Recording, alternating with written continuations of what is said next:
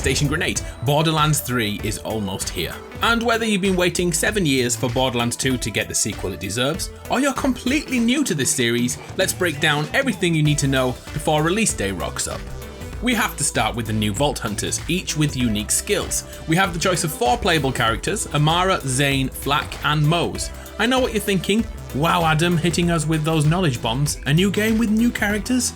Wow. Well, it's their abilities which should grab your attention, as each one will change how you play the game. Each Vault Hunter has 3 skill trees to choose from. Amara is a siren with astral powers, like holding a foe in space, shooting projectiles, or badass ground and pound move for AoE attacks. Mose is a straight up soldier, but she also has a mech too, known as the Iron Bear.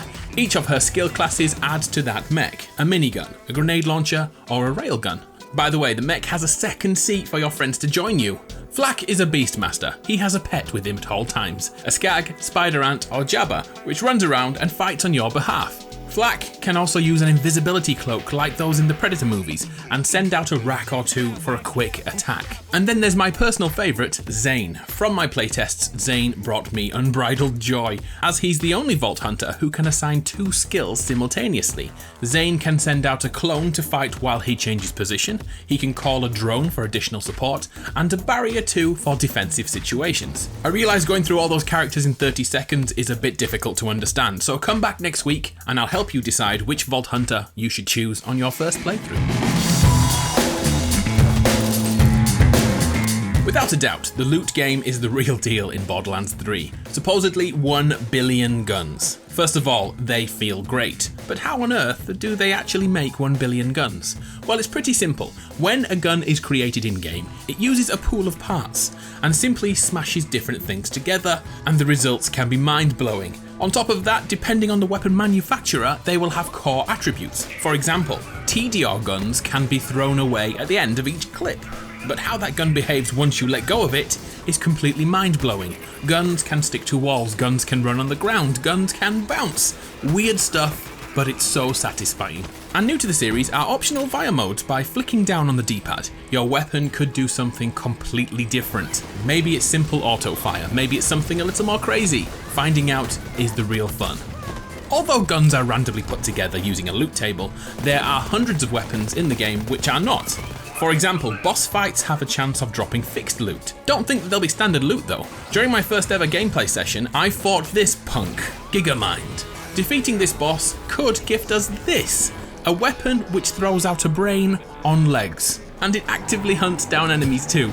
If you're looking for a realistic game, I don't think Borderlands 3 is really for you.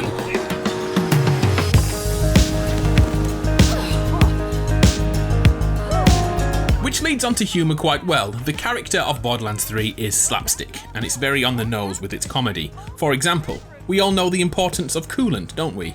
Well, in Borderlands, they have heatant. Yeah, this kind of comedy is all the way through, so be prepared to groan at some jokes. Here's a comedy test. What do you call a sad strawberry? A blueberry! Your reaction to that joke is how you will react to most of Borderlands 3. There's one part where you'll find an AI unit and attach it to a robot's junk. Yeah, it's just weird. In a good way. Borderlands 3 is the first game in the series to take us away from Pandora. Yeah, we went to the moon in the pre-sequel, but this time around we have multiple planets to cause havoc on, each with unique flora and fauna. The sprawling metropolis of Promethea feels worlds away from Eden 6, which is like a volcanic swamp world. We are also likely to travel to locations hinted at in previous iterations in the story. We know about Athena, but now we could be going there too. So how the heck do we get to these new planets and locations? By using Sanctuary, of course. Sanctuary is no longer a small town in Pandora. Now it's an intergalactic space station. Sanctuary 3 is more than a simple hub though. This place is your home. All the characters you meet and talk to can be found around the ship. Claptrap, Crazy Earl, Ellie, the list goes on. Sanctuary also evolves along with the story campaign. Claptrap will become a bug on the windscreen at one point, Marcus will offer you new upgrades to your guns, and Sir Hammerlock will ask you to slay beasts, which then become room ornaments here. This place is impacted on by your actions and the story progression. Oh, and the best thing of all, if we happen to leave some loot behind during a crazy boss fight, it will appear here. No more missing loot. Bloody awesome! Speaking of new mechanics, Borderlands 3 introduces the slide mechanic you've seen in many other games, probably Apex Legends is the most well known. And we can also now vault on objects, pulling ourselves up to ledges we couldn't in previous games in the series. Barrels and interactable objects in the world have been tweaked to make them more useful in situations, such as exploding things, dropping objects from above, and even setting the odd oil spill on fire. Lovely. In terms of time you'll spend in the game, the campaign is said to be around 35 hours in length depending on your playstyle, but that doesn't include all the collectibles and side quests. Some places don't even impact the core story, but will still need exploring to discover everything. This game could last hundreds of hours. The Borderlands 2 community is still going strong today, 7 years after it released. And that leads to my next point. Golden chests. For numerous years now, Borderlands has done something absolutely incredible. Due to the random nature of loot drops, it's possible to use loot keys in-game to gift yourself a weapon or gadget from the sacred golden chests. The keys work at any point, but once they're used, they're gone. The loot is then linked to the level they are opened at. So, if our level 22 Siren opens the chest, the weapon will drop around that level. Great if you get stuck on a certain boss fight. Tactically though, players tend to hoard these keys until they've maxed out their rank, making the keys a source of endgame loot. It's great, isn't it? But it gets better than that. The Borderlands Twitter account, amongst others, regularly tweets out codes to grant more golden keys. But they must be redeemed within a day or two. But once you have them redeemed, you can stockpile them to your heart's content. Well, back to Borderlands 3, they've taken this function to the next level, VIP, the Vault Insider Program. By creating an account over on Borderlands.com, we can take part in insider activities, which award points. Here's my account. Once we accrue enough points, we can claim rewards. I've opted for all the alternative colour scheme skins for the main characters, but there is so much more to choose from. There's golden keys for the previous games, there's weird masks, and oh, I think I'll buy that one. And spend enough time here and you'll be rewarded with a legendary gun in Borderlands 3. I'll be sure to place a butt ton of codes in the description below if you want to get some free goodies, just in case you don't fancy searching the internet for them. Next level.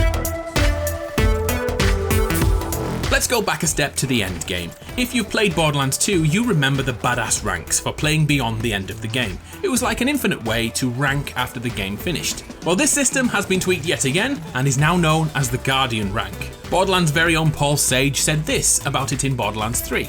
Not only has infinite progression, but it has skills and different skins that you unlock as you go through. And the cool thing about that is every character that you play on in that account gets the benefits of Guardian rank. So we can safely say if you choose to play through as different characters on your account, then the skins and unlockables will be given to all characters across your entire account. Pretty cool. More endgame content includes the return of the Circle of Slaughter, basically a horde mode for Borderlands, which has wave after wave of enemies running at you quite aggressively. Then we have something called Proving Grounds, an arena-based trial with optional objectives. The more objectives you complete, the higher the loot, with higher chances of unique weaponry. These trials won't always be easy to find in each scenario. For example, the player must locate code from an unnamed alien race before taking on their trial under their watchful eye. And I'm calling it now. The final trial will have us face off with an alien queen. So, have you decided if you're going to play alone or with friends? If you decide the latter, know that in addition to online play, it's possible to have split-screen co-op on console, the PS4 and the Xbox One. I'm old enough to remember how great split-screen used to be. It's great to see it in a modern game. And speaking of playing with other people, Borderlands 3 will use an instant loot system. In the past, when a gun dropped in Borderlands, it was a race to get there in front of your friends, because whoever got it, kept it, and the others just felt sorry for themselves. Well, get this. Instant loot will give every player their own unique loot pool. No one can take your stuff away from you. Take your time with it, no need to rush. Your friends can't run past like a vacuum cleaner and take everything in sight. If for some reason you prefer the old system, simply flick the switch in settings. This also makes play between lower level players and those higher rank ones much easier. Let's get down to a bit of money. Borderlands 3 will have microtransactions. But don't worry, these will be in the form of cosmetics, costumes and visual changes. We have been promised there won't be any pay-to-win schemes here. Borderlands 3 does want more of your money though, but it'll do that through DLC drops. There are many characters cut from the core game, it has been hinted that the DLC will see old characters return, giving us time with them once the core story has been told. DLCs will also increase the level cap and introduce new weapons, so if Borderlands 3 floats your boat, you may want to think about purchasing DLC afterwards. Oh, and as an extra point, raids are confirmed to return after the game launches. Not completely sure if that means part of the DLC or free additions later in the game's lifespan. We shall see. So when does the mayhem begin? Not long now, September the 13th. So that means now we need to go through every single version of the game. Which one will you pick up? Let's do this. As always, the standard edition contains the core experience. A gold weapon trinket and gold weapon skins that are applicable to all guns in the game will be included. No DLC in this one. You'll be able to decide on that later. Then we have the deluxe edition, which wants more of your money in return for everything you've just heard, plus the Neon Cosmetic Pack, the Gearbox Cosmetic Pack, Toy Box weapons, and equipable XP and loot drop boost mods. So technically, there is pay to win. The Super Deluxe Edition is next, which has all the things we've just gone through, plus all 4 DLC campaign expansions featuring new stories, missions, and challenges. There's also a weapon skin, trinket, and grenade mod, all based around the legend that is Butt Stallion. And finally, the Borderlands 3 Collector's Edition. I've tried and failed to buy this 3 times so far, by the way, it's pretty damn rare. It includes everything we've just gone through, plus there are real-life physical items within this Collector's Edition. It comes in a huge hulking diamond loot chest replica. Within that are 10 Borderlands 3 character figurines.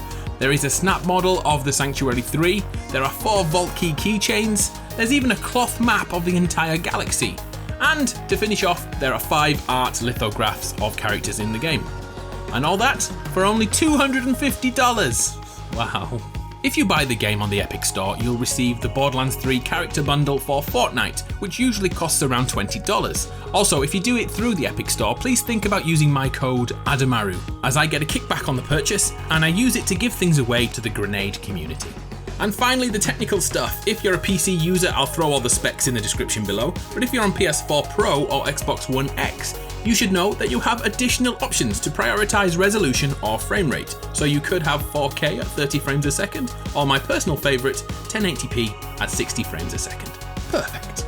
Woohoo, we did it! Thanks for your time, it's much appreciated. I'm Adam from PlayStation Grenade. Come talk to me over on Twitter, I need more digital friends. I'm Adam Grenade over there. I'll be back next week with more Borderlands 3 content. See you soon.